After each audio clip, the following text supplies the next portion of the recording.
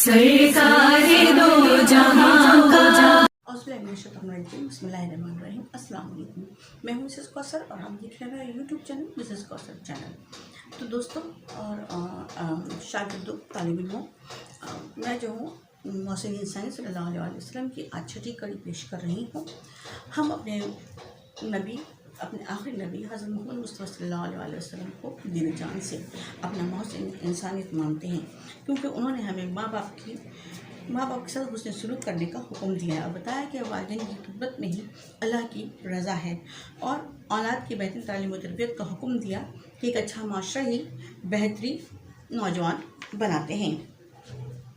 اللہ تعالیٰ نے بھی قرآن مجید میں ارشاد فرمایا کہ اپنے والدین کے ساتھ حسن سلوک سے پیش آؤ اور ان کے ساتھ اچھا برتاؤ کرو، اور جب وہ بوڑھے ہو جائیں تو ان کے ساتھ بھوں بھی نہ کرو یا اف بھی نہ کرو اور نہ انہیں جھڑکو۔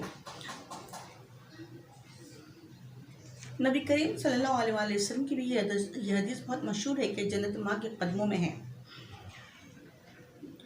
ایک روایت ہے کہ ایک صحابی نے رسول اللہ صلی اللہ علیہ وسلم سے پوچھا، میں سب سے زیادہ کس کی خدمت کروں؟ آپ نے جواب دیا، اپنی ماں کی۔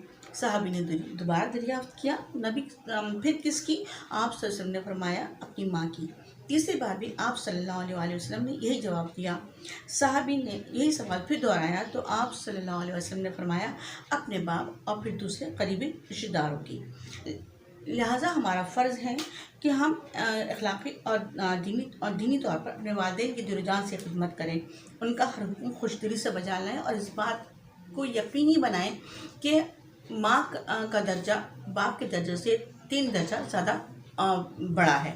تو لہٰذا اپنے ماں کی اور اپنے والد کی دونوں کی خدمت کرنا ہم پر فرض ہے۔